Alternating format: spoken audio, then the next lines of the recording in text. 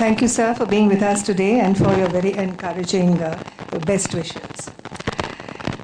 Ladies and gentlemen, the SAFIR conference this year on the key issue of investment opportunities in the energy sector is being held very appropriately in Mumbai, as Dr. Deo also mentioned, which is the commercial capital of the country. We are indeed very fortunate to have here with us the Chief Minister of this state as our chief guest to share with us his vision on a subject which affects all of us. Shri Prithviraj Chauhan, the Chief Minister, is an engineer, politician and a technocrat. He was member of the first ever parliamentary delegation to Pakistan and member Committee on Energy in the 11th Lok Sabha. He has served in various capacities at the Centre as Minister of State, Science and Technology, Minister of State, Earth Sciences, and in the Ministry of Parliamentary Affairs before taking over as Chief Minister in November last year. I now request the Honourable Chief Minister to address the gathering.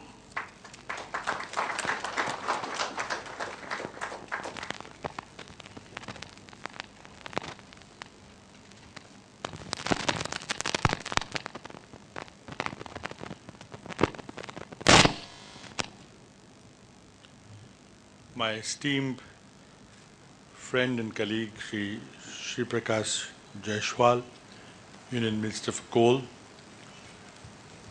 Dr. Arvind Dev, Chairman of the Central Electricity Regulatory Authority, Shri Bansal, Shri Batra, distinguished delegates for this conference organized by South Asia Forum for Infrastructure Regulator, and distinguished delegates who are gathered from all over the country, from our state and from South Asian region. It's indeed a great pleasure to be amongst you today this morning when we discuss a very important subject of regulation, of promotion, development of energy, among other economic aspects of infrastructure. For a growing economy like those in South Asia, and particularly one in India and state of Maharashtra, which happens to be an engine of growth of Indian economy, having been most industrialized state, a state which employs maximum number of industrial workers, which exports highest of any other state, and which contributes to the Indian GDP more than any other state. As we trace the various phases of Indian economy, the pre-independence era from 1900 to 1950, the economy hardly grew at about 0.5% of GDP.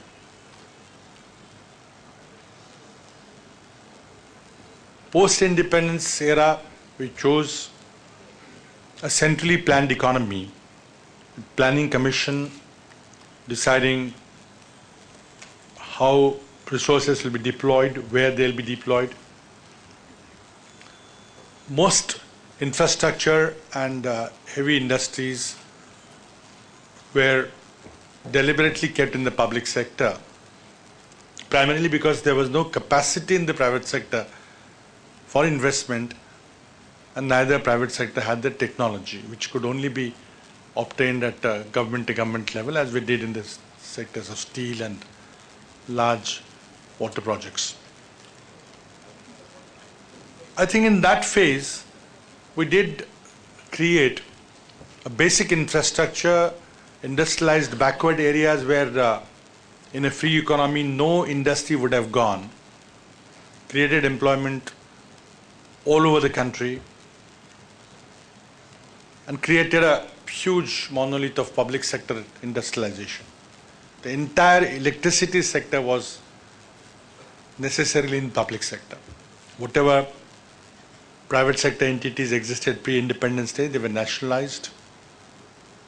And barring few exceptions, the entire electricity sector was brought under the public sector, both central and state. It had some advantages, but largely disadvantages. We definitely grew basic industries. The wisdom from the World Bank and the developed countries was that India should not get involved with creation of basic industries, but should import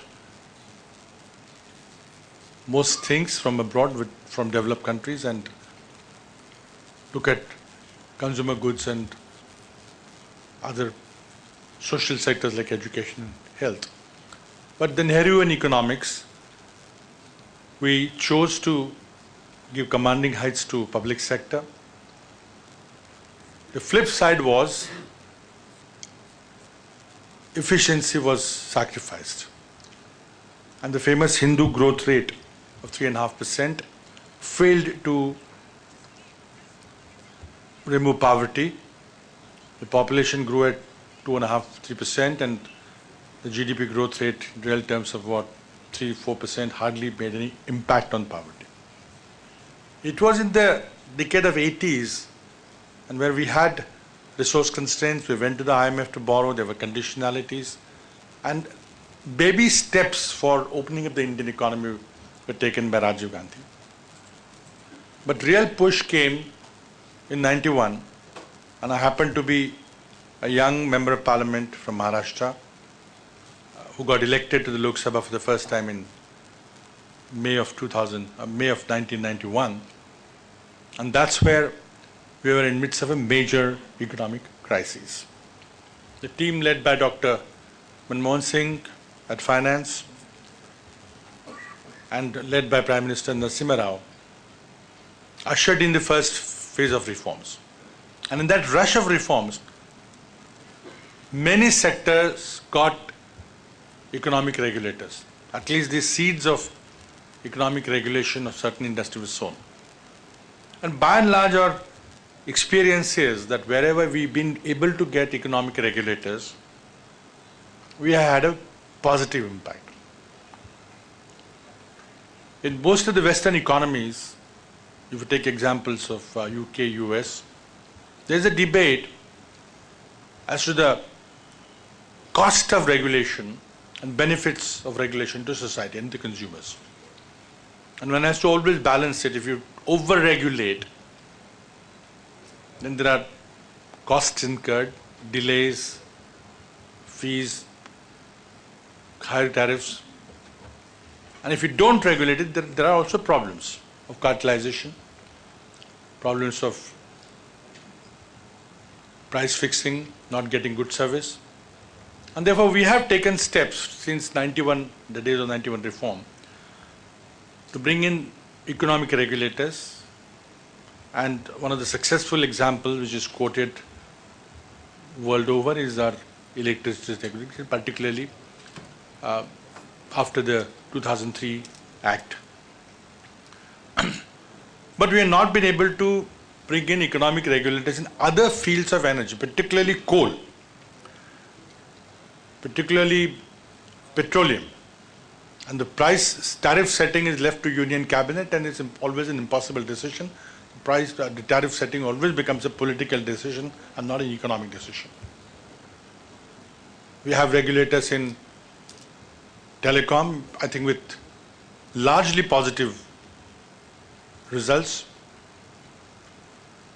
Our attempts in Maharashtra to further the sector of economic regulation for water, the first state to set up a water regulatory commission, has not been extremely successful as the electricity regulatory commission has been, because the way electricity regulation was conceived was through a national act and a model act for the states, and the total package was delivered.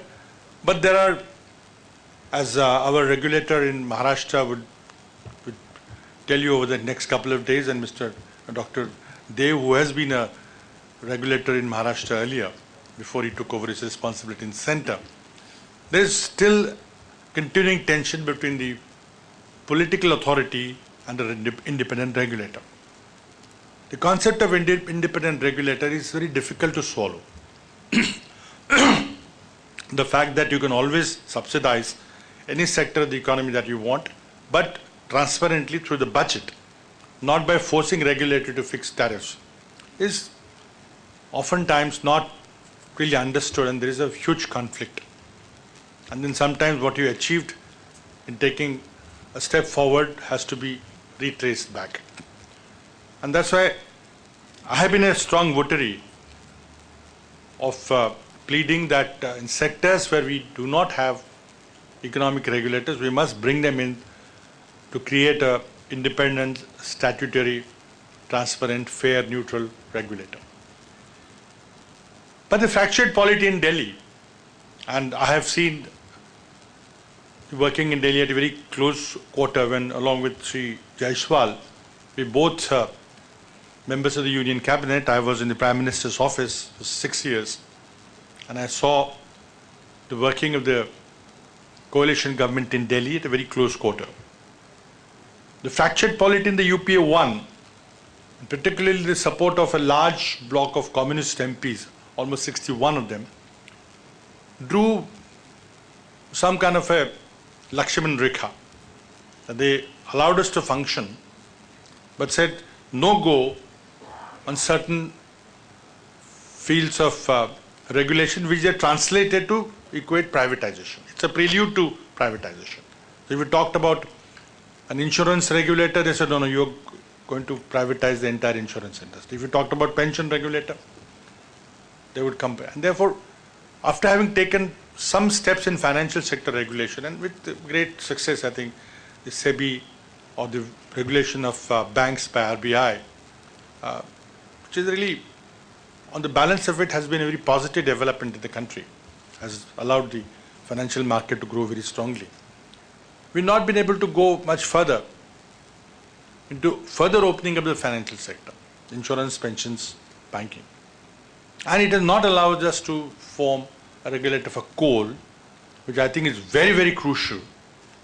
And I will every time plead with my friend and colleague, Shri Prakash Jaiswal, that while he's there, he enjoys an excellent reputation as a administrator, as a politician in a very difficult state of Uttar Pradesh. For my party, he's always been representing Kanpur constituency very effectively.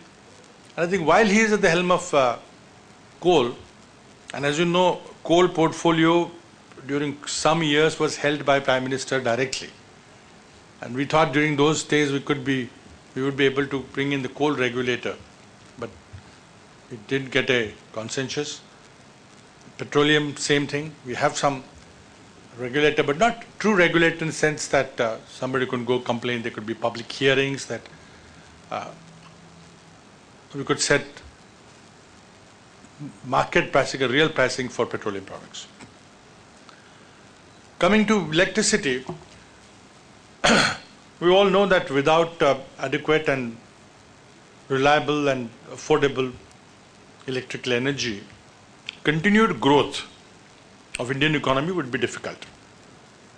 We are targeting at a 9% rate of growth.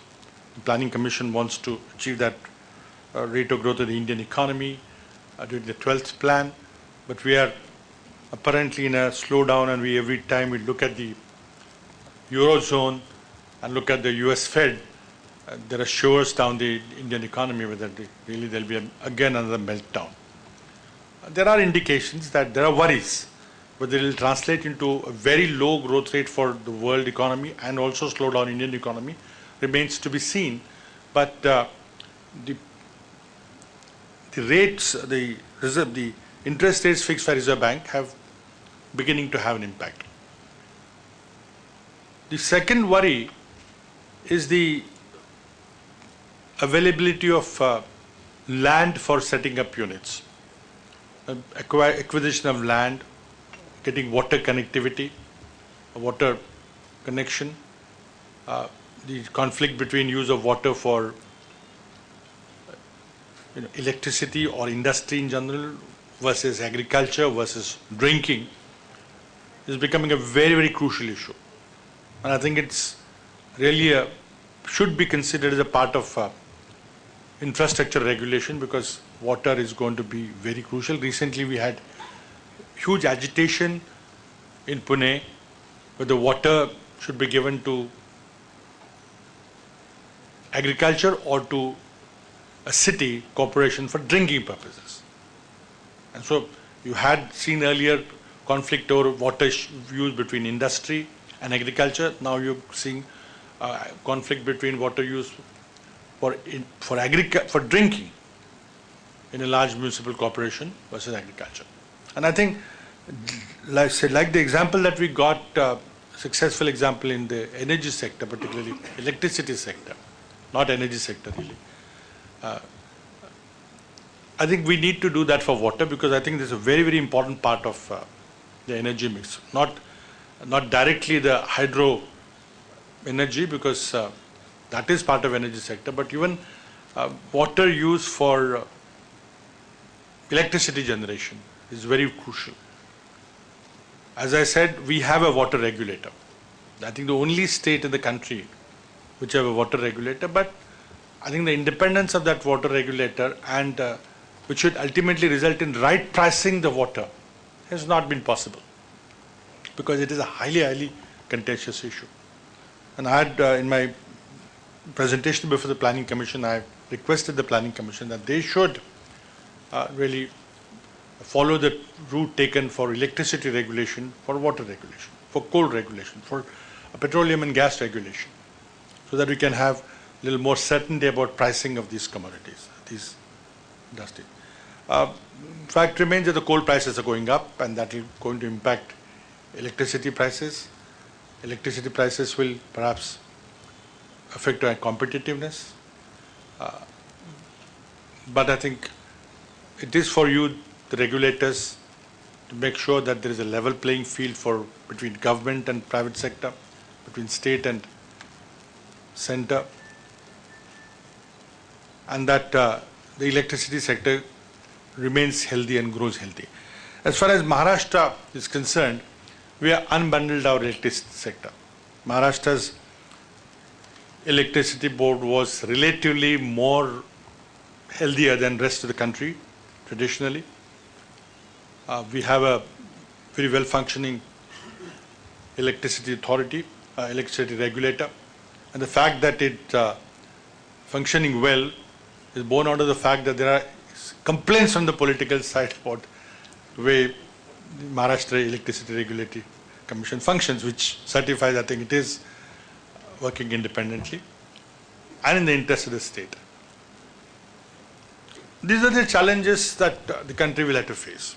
How do you equitably apportion the natural resources? We are not, unfortunately, endowed with large amount of natural resources, where there is a per capita availability of land. And those who stay in Mumbai know what's happening to the real estate and what's happening to the availability of land for housing. I told you about water. Jaiswalji every day fights about whether to open a coal mine, whether there's a wildlife park, whether there's a forest area, whether there's an environmental impact assessment report is negative. And although he would like to open more mines, somebody in the environment ministry will say no go. And there's a problem. You import prices are going up. So how do you apportion? We need environment. We need to preserve water, that it's equitably shared. We don't want to finish our wildlife. And it's really a great challenge as to how do you equitably divide these natural resources. And that will decide how the economic activity in the country would grow. You know, there is a new land acquisition bill in Parliament, which will seek to give much higher compensation to those whose land we take. And that's bound to affect the projects that are in the offing. But I think even if the direct cost is higher, if there's a certainty that the decisions will come in time, and it will not be through a protracted legal battle, I think people will generally accept it when they know upfront what's it going to cost to get water connection, what's it going to cost to get land that they require, and of course you will not be able to hold land. There's a tendency in the name of future expansion, huge tracts of land are purchased at a very low cost. That may not be possible in future. There is anger in certain parts of my state, particularly eastern part where there is a coal mines, and the Konkan belt where you import coal. All the major coal-based thermal power plants, and even a proposed nuclear power plant is coming in the Konkan belt because that's where the ports are, and in the Vidarbha region, Yavatmal and Nagpur, Bhandara, where coal mines are. And coal, although we're talking about clean coal technologies, inherently coal is not clean. It pollutes, it emits carbon dioxide, there are ash problems. So I think it will be imperative in future now for the coal industry to make sure that the technology that they use, whether they use supercritical technology, whether they use whatever technology, it will have to be super clean, environment friendly, and of course must create attendant benefits of industrialization. Right now there are less benefits and more penalty for a coal-based plant, the pollution cost, the roads getting destroyed. And there is a huge resistance. And of course the water that the coal-based thermal plants consume at the cost of agriculture. And therefore, how do you make sure that people want a large thermal plant in their neighborhood or their neighborhood? The benefits that flow to the society will have to be much larger than saying that, okay, we'll give a few jobs to somebody. The energy sector directly doesn't create too many jobs. We know that. So otherwise, there's going to be conflict. Every public hearing, when a new coal plant is cited, it's full of agitation, it's full of difficulties. Even the nuclear power plant that we're trying to cite in Jaitapur in Maharashtra, and the one which is about to go critical in Tamil Nadu, is facing the problems because people want all the benefits of electricity, but they do not want electricity in the neighborhood. And therefore, the responsibility of the electricity producers to make sure that their activities are extremely clean and efficient is going to be ever more important in the future. Maharashtra government has welcomed investors in the three sectors of electricity, generation, distribution, and transmission. There are positive results of that. There are some question marks on our losses have come down substantially. Both commercial losses and the technical losses have come down. And they'll come down as we invest more into better transmission infrastructure. And as we go towards time of day metering, we go towards more efficient system, I'm sure our losses will come down. We have not yet been able to achieve open access because there are concerns, but I think we'll have to move towards that, which alone will bring in extreme efficiency in the operation of electricity sector. As the Chief Minister of the state, I want the state to continue to lead the rest of the country, set example to the rest of the country in the area of industrialization. We were short of electricity, but I think by end of next year, we have declared a target of becoming a load shedding free state. Already, you can buy electricity if you're willing to pay.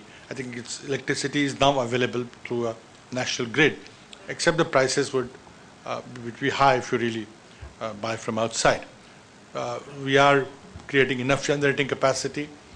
We are strengthening our distribution and transmission network, and I think we will make sure that at least while the industry in Maharashtra will have to fight on different fronts, at least on the electricity front, I think there should be no worry. Hopefully the gas grid also will come up in time, and the gas pricing issues will also get resolved. And I have, of course, a lot of requests of the Coal Minister as the Chief Minister of the state. When Coal India Limited opens up new mines, there are issues about the people living around those mines. When they open up new mines, the land acquisition, the rehabilitation of people, and we cannot use the same old paradigm for rehabilitation, just take the land and give some compensation, give some piece of land and say that, okay, you go there. People will not accept that. I mean, we'll have to go to the concept which is being considered today in Delhi, that you must rehabilitate every single family in a better way than they're living before. Complete the rehabilitation, complete the township that is being built for them with all facilities, all social infrastructure before you even start the groundbreaking of your dream project, whether it's in electricity sector, whether it's a mine. People will not accept anything less today. And therefore, I think we are in an exciting time. I'm happy that the SAFIR is trying to get together various sectors of South Asia, particularly the energy sector. And India happens to be the largest economy in the area, the region. We have a head start, I would say. And we have a vibrant democracy, which is our comparative advantage. And I think that comparative advantage will begin to make a difference when the comparison between India and China takes place in the next decade and next decades. Our robust economy, with all its attendant faults, the freewheeling democracy, sometimes people say there is too much democracy, the free media, the judiciary. I think that will settle itself down and will be our comparative advantage to the neighbors in this region or in Asia at all, with the entire Asian countries. And I think we will be able to grow or sustain a growth rate of 8-9%, and we'll be able to help our neighbors in Pakistan, Bangladesh, Sri Lanka, and other countries in the South Asian region. With what you have learned, the mistakes that we made, what mistakes they could avoid, and they could probably bypass the mistakes that we didn't and get a robust economic regulatory infrastructure, at least in the sector of energy, whether it's a gas-based industry as in Bangladesh or lignite-based in Pakistan or any hydro-based in Nepal. I think we would be able to offer our experience and help them to be robust also. Maharashtra will continue to welcome the energy sector investment and investment in other sectors. We are launching a new industrial policy very soon. We have a policy to attract large investment, what we call the mega project policy. We're fine-tuning that so that Maharashtra continues to remain a most attractive investment destination for heavy industries, for intellectual industries, service sector industries. We, of course, Mumbai leads in financial sector, in IT sector also. We're doing well, and we continue to support the industry which comes here. So, with the hope that SAFIR would make sure that the level of regulation in South Asia gets more robust, that we, as we open up our economy, it's not at the cost of the consumers or ordinary citizens, the Aam Aadmi, and that the regulation results in the advantage of a faster economic growth rate in the interest of this region where a lot of poor people live. So I wish your conclave all the best, and thank you for inviting me.